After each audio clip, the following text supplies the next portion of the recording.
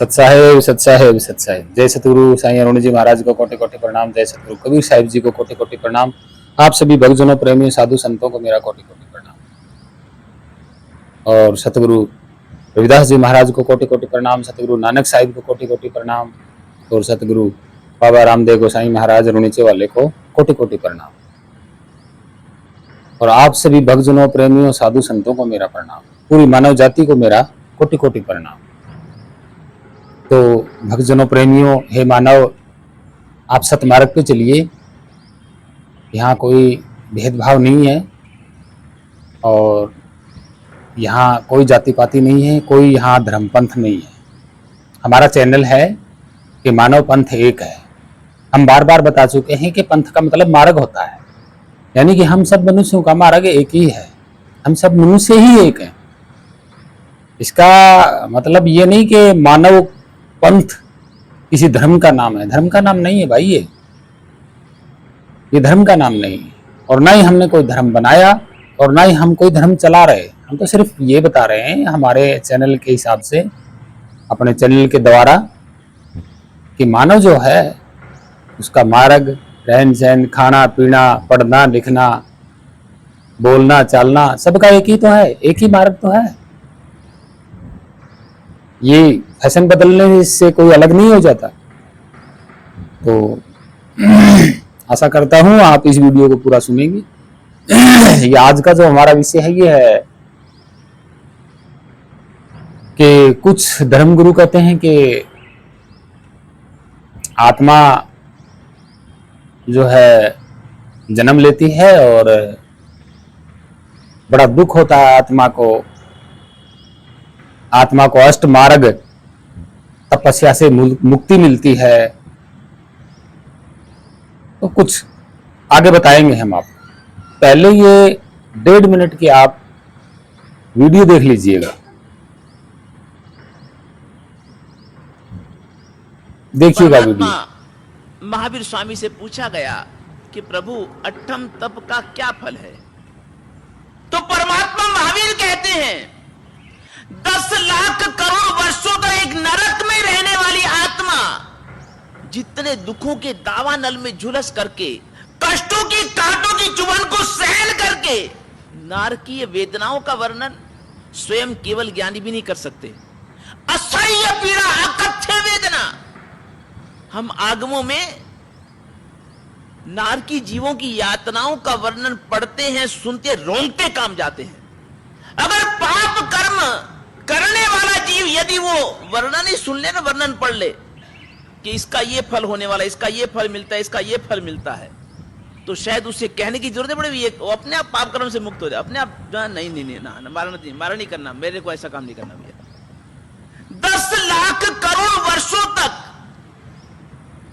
नरक में रहने वाली आत्मा जो असह्य दुखों को, वेदनाओं को भोग करके, वेदनाओं को सहन करके जितने कर्मों को क्षपित करती है, 10 लाख करोड़ वर्षों तक दुखों को भोग करके जितने कर्मों को क्षपित करती है, परमात्मा महावीर कहते हैं कि एक अट्ठम तप करने वाली आत्मा अट्ठम तप करके उतने कर्मों को क्षपित करती है। क्या उसका फल हो? देख लिया आप लोगों ने वीडियो। वीडियो में क्या कह रहे हैं? ये आत्मा के बारे में कह रहे हैं। कितने करोड़ों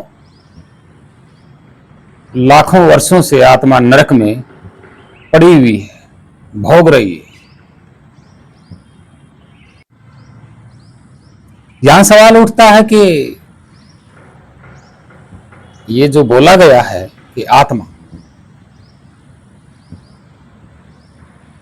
पहली बात तो इन्होंने आत्माओं नहीं बोला भाई, इन्होंने एक आत्मा का जिक्र किया है। तो वो आत्मा किसकी है? किस ऐसे जीव की वो आत्मा है जो करोड़ों लाखों वर्षों से नरक में पड़ी हुई है?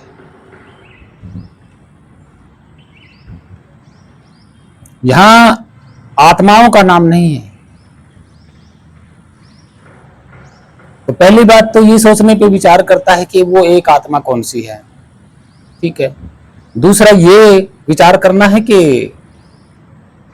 वो एक आत्मा जो है वो किसमें होगी फिलहाल। तो क्या बाकी जनजाति जीव है ये बिना आत्मा के हैं? इनका ये समझाने का तरीका है ये, हालांकि ये समझाने का तरीका नहीं है कि जब कोई आत्मा अष्ट अध्याय या अष्ट तप करेगी तो वो मुक्त हो जाएगी। और तप करना ही नहीं, अगर किसी आत्मा ने अष्ट जो अध्याय है, जो तप है, उसका वर्णन भी अगर सुन लेगी तो भी मुक्ति हो जाएगी। देखो, वर्णन सुनने से मुक्ति हो जाना कहां तक सत्य है। दूसरा, मुक्त होगा कौन ये नहीं बताया। अब भागवत गीता कथावाचक जो हैं, एक भागवत गीता है, एक मद भागवत एक कथा भी है। तो उसको सुनने से राजा परीक्षित की जो है मृत्यु टल गई थी और वो मुक्त हो गए थे।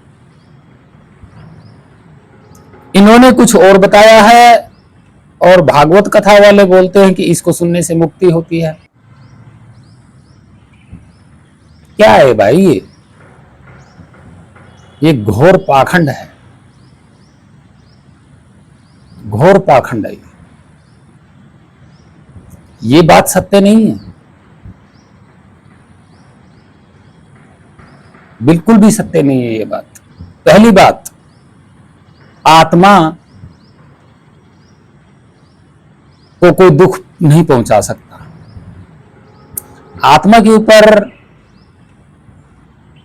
कर्म कांड, ये भोगना, ये जन्म लेना या कहीं एक जगह नरक में पड़ी रहना करोड़ों वर्षों तक,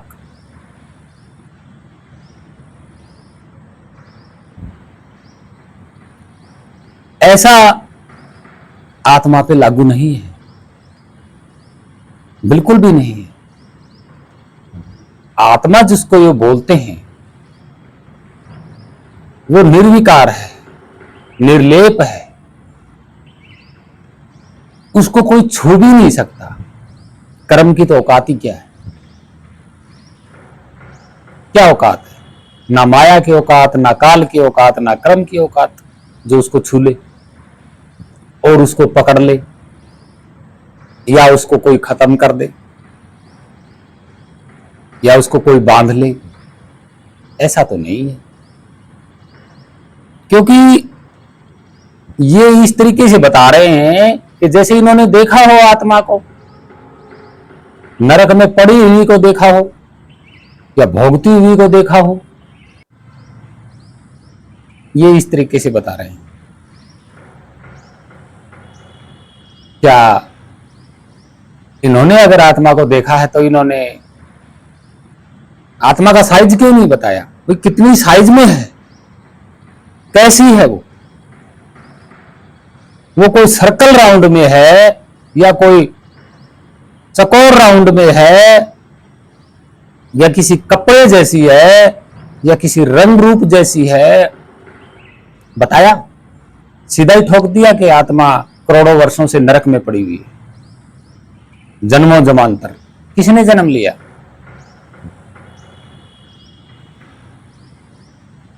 ये महाराज जी कह रहे हैं तो क्या इनमें खुद में आत्मा नहीं है? ये बिना आत्मा के बैठे हुए हैं। इन्होंने किसी और आत्मा का नाम ले दिया। क्या इन्होंने अपनी खुद आत्मा को जाना कि मेरी आत्मा, यानी कि मेरी आत्मा ने जन्म लिया है तो ये तेरी मेरी आत्मा भी, ये झूठा पाखंड है कि तेरी आत्मा मेरी आत्मा। तो मेरी आत्मा अगर हो जाती है तो फिर मैं कौन हूं? ये शरीर मेरा, ठीक है, आत्मा मेरी, तो फिर इन दोनों के बीच में मैं कौन हूं? ये मेरा तेरी करने वाला।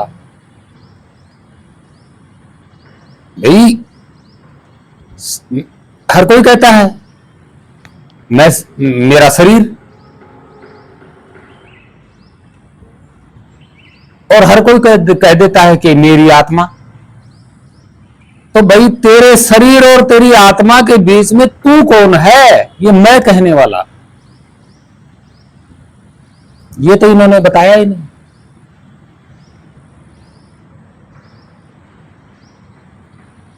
कि मेरी आत्मा, मेरा शरीर। अभी तेरी आत्मा और तेरे शरीर के बीच में है कौन? ये तू कौन है बीच में बोलने वाला? शरीर को भी तो अपना बता रहा है, आत्मा को भी तो अपना बता रहा है, तो फिर ये अपना अपना कहने वाला बीच में तू कौन है? ये जाना कभी नहीं जाना। बस यहीं से सारे के सारे पाखंड में हो जाते हैं, यही मान करके कि आत्मा होती है, लेकिन ऐसा नहीं है, ये झूठ है। अगर कोई कहे मेरी आत्मा, तो दिखाए घर। भाई कहता है मेरा शरीर, तो शरीर को दिखा सकते हैं, लेकिन कोई कहता है कि मेरी आत्मा मेरे अंदर है, तो फिर दिखा क्यों नहीं रहा?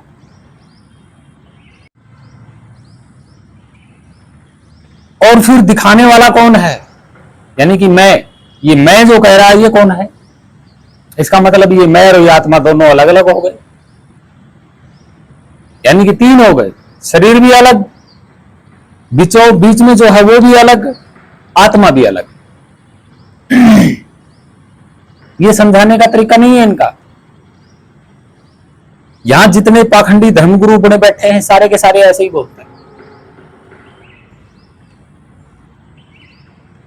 ऐसे बोल देते हैं जैसे खुद के अंदर आत्मा है ही नहीं और खुद भी शरीर में नहीं है, ऐसे बोल देते हैं।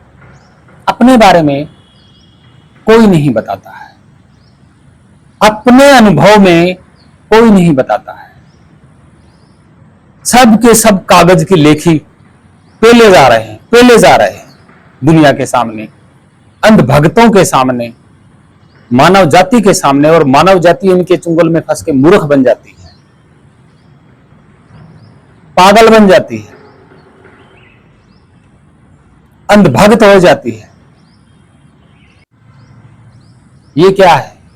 ये भी एक पाखंड फैलाने का तरीका है।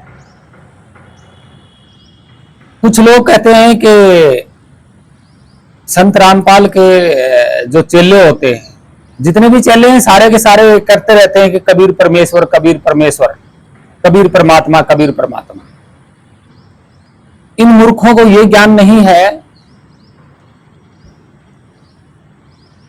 जो जीवंश अपने स्वरूप को जान लेता है वही परमात्मा होता है। जो ईश्वर यानी कि ये शरीर का नाम ईश्वर है भाई। इस मानी आदमी, वर मानी एक पदवी होती है, एक उपाधि होती है, वर। जैसे दूल्हे को दूल्हा भी कहते हैं, वर भी कहते हैं। वर क्या है? एक उपाधि है।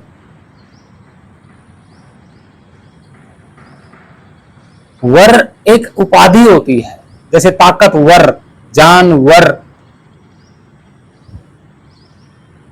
वर एक उपाधि का नाम है भाई। इसका मतलब आदमी होता है, जैसे यीशु मसीहा थे। इस्लाम, इसका मतलब आदमी, लाम का मतलब महान व्यक्ति। जैसे हजरत मोहम्मद साहब, वो कौन थे? उन्होंने किसकी स्थापना करी थी? इस्लाम की। किसके नाम से? अपने नाम से।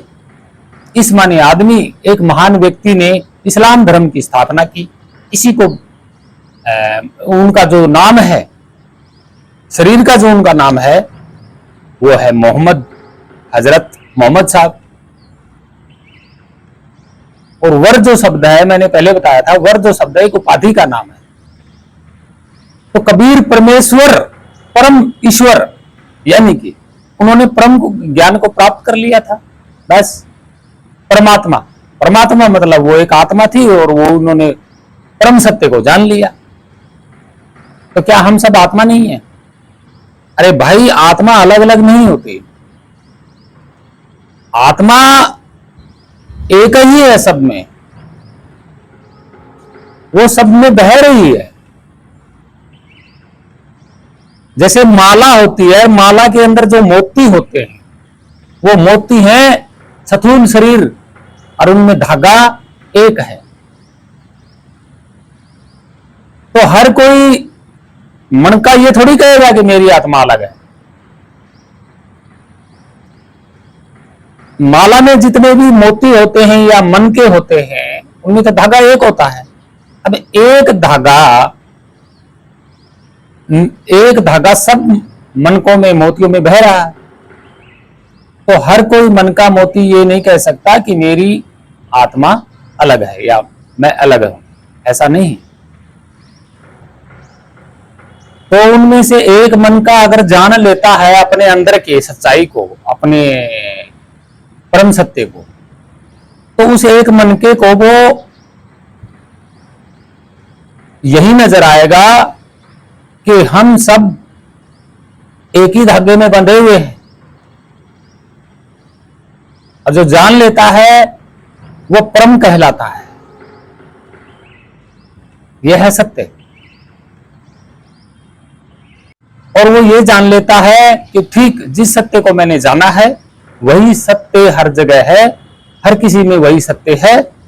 और ये जो सिस्टम जो चल रहा है, अनंत सिस्टम, ये इसी परम सत्य के कारण चल रहा है, क्योंकि वो परम सत्य सबका कारण है, उसका पीछे कोई कारण नहीं है।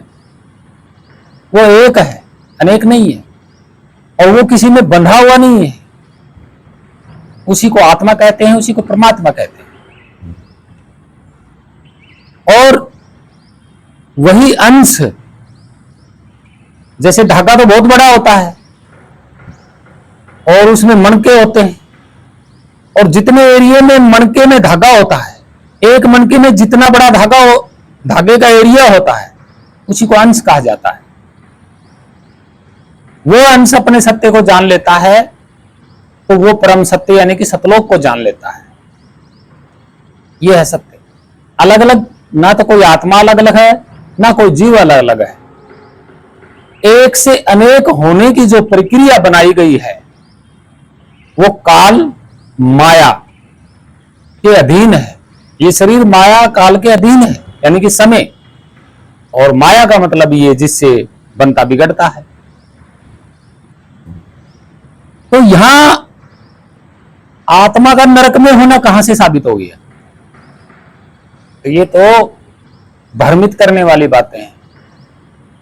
अपने अंदर के देखिए, किताबों की लेखी में आप अपने सत्य को नहीं जान सकते, क्योंकि किताबों की लेखी में जो कुछ लिखा है वो आप खाली मान लेते हो कि है, लेकिन जाना नहीं। जब जानोगे तो इन किताबों को भूल जाओगे और आपके सामने सच्चाई भी आ जाएगी कि किताबों में तो सारा झूठ लिखा हुआ है, सत्य है ही नहीं कहीं। और आप जब जानोगे तो इस तरह की वस्तु या इस तरह का शरीर या कोई गोल मटोल, कोई रंग रूप, ऐसा कुछ नहीं नजर नहीं आएगा आपको। सिर्फ उस विदेही स्वरूप को आप विदेही ध्यान से ही जान पाओगे। ये सत्य है। और यहां आत्मा ना ही तो जन्म लेती है और ना ही मरती है। ये एक पाखंड फैलाने वाली बात है, भ्रमित करने वाली बातें हैं ये। और मुक्त होना वही होता है जो अपने परम सत्य को जान लेता है, और वो परम सत्य शब्द स्वरूप है। वो कोई आकार प्रकार में नहीं है। जब आप जान लोगे तो पता लग जाएगा कि सब में वही बह रहा। अगर मैं ये बात बता रहा हूं आप सभी को, तो मैंने अपने सत्य को जाना है।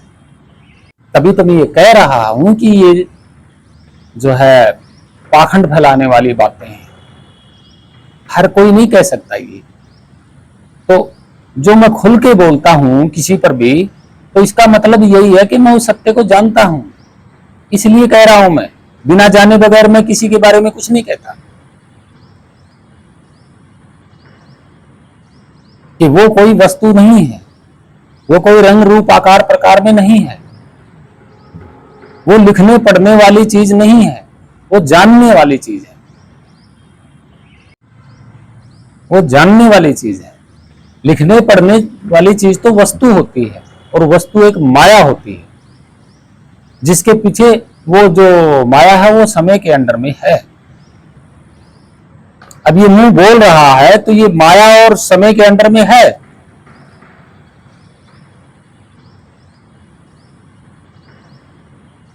तो बोलने, लिखने, पढ़ने और देखने वाली चीज अविनाशी नहीं है, वो सर्वव्यापी नहीं है। तो जो ये लोग कहते हैं ना संत रामपाल के शिष्य कि कबीर परमेश्वर है, अरे भाई इनको परम ईश्वर परम आत्मा के बारे में ज्ञान ही नहीं है। इन दोनों का अर्थ क्या होता है ये इनको नहीं पता। तो ये ऐसे ही बखेड़े करते रहते हैं, कभी किसी ग्रंथ को खोल के दिखाते हैं, कभी किसी ग्रंथ को खोल के दिखाते हैं। अरे भाई अपना अनुभव दिखाइए ना, किताबों की छोड़िए, ग्रंथों की छोड़िए। आपने अभी तक क्या जाना है अपने अंदर, क्या देखा है आत्मा को, क्या अपने आप को देखा है? ये तो शरीर है। तो ये भक्तजनों प्रेमियों, ऐसी भ्रांतियों में बिल्कुल भी मत रहना। ये सब पाखंडी बैठे हुए हैं यहाँ पे, और अपने अंदर जो सत्य है उसको जानिए, फिर आपको पता लगेगा कि हाँ सब में वो एक ही सत्य है, दूसरा कोई नहीं है। ये बिल्कुल सच्चे और 100% गारंटी के साथ मैं कहता हूं ये बात सत्य है, झूठ नहीं है। हम यहां किसी को भ्रमित नहीं करते, बिल्कुल भी भ्रमित नहीं करते। तो आप सभी मानव जाति से हाथ जोड़ की विनती है कि एकता में रहें, प्रेम से रहें, क्योंकि सबके अंदर वो सत्य विराजमान है, वो बह रहा है। हमें यहाँ लड़ाई, दंगा, द्वेष, ऊंच नीच, जाति पाति, धर्म नहीं मानना चाहिए। ये मनुष्य का धर्म नहीं है। मनुष्य यहाँ अच्छी जिंदगी जीने के लिए आया है, अपने आप को जानने के लिए आया है, और अपने आप को जाना ही नहीं कि मैं अंदर में कौन बैठा हुआ हूं, तो क्या फायदा हुआ यहाँ जिंदगी जीने का? जानवर भी तो यहाँ जिंदगी जी के चले जाते हैं। तो क्या आप जानवरों जैसा खेल खेल के जाओगे? नहीं, ऐसा नहीं है। इसलिए महान संत जो है सतगुरु कबीर साहिब ने यही बात बताई थी कि परम सत्य जो है वो आपके अंदर है। नानक साहिब ने भी यही कहा कि शब्द शब्द हर जगह शब्द ही शब्द है। सतगुरु रविदास जी ने भी यही कहा कि वही एक सतनाम है। भगवान बुद्ध ने भी यही कहा कि परम शांति, परम सत्य वही वो शब्द है, वही वो शब्द स्वरूप है, वही वो सतनाम है, सब कुछ वही है। तो आशा करता हूं भक्तजनों प्रेमियों से कि प्रेम से रहें, एकता से रहें, तभी जाकर के आपका कल्याण हो सकता है, अन्यथा नहीं हो सकता। आप भ्रमित होते रहोगे, पाखंडी गुरुओं के चक्कर में नामदान जपते रहोगे, कोई हल नहीं होने वाला। ये सत्य है। जब तक आप जाति पाति, भेद भाव, भ्रम या लालसा रखेंगे ना कि नाम जपने से धन मिल जाएगा, नाम जपने से स्वस्थ शरीर हो जाएगा, नाम जपने से आपकी बीमारियां ठीक हो जाएंगी, आपका भ्रम है। क्योंकि बीमारी आपको नहीं लगी हुई, शरीर को लगी हुई है। और आपको इसकी शरीर की चिंता किए बिना अपने आप को जानना है कि आखिर मैं कौन हूं। ये शरीर तो है, सबको दिखाई दे रहा है, ये तो जन्म लेता है और मिट जाता है। ये तो मिटना ही मिटना है। लेकिन आपको तो वो जानना है ना कि भी आखिर मैं शरीर के अंदर हूं कौन, बस तब आपके सामने सत्य जो है वो सामने आ जाएगा। और आप भेदभाव, धर्म कांड, मंत्र जप, पाखंड में, योग साधनाओं में, ऊंच नीच, धर्म जाति भेदभाव में अगर आप उलझे रहोगे तो अपने आप को नहीं जान पाओगे, अपने सत्य को नहीं जान पाओगे। और वही सत्य सनातन है, वही अविनाशी है, वही एक डार्क एनर्जी है, डार्क ऊर्जा है जो सब में बह रही है। इसके अलावा कुछ नहीं है। और वो सब का कारण है, उसका कोई भी कारण नहीं है। तो आशा करता हूं भक्तजनों, प्रेमियों, पाखंडियों से दूर रहें। मैं बार बार यही कहता हूं, सच्चे सतगुरु की शरण में जाएं जो उस सत्य का भेद बता दे। तो आशा करता हूं आप सभी को प्रणाम, पूरी मानव जाति को प्रणाम। सत साहिब, सत साहिब, सत साहिब।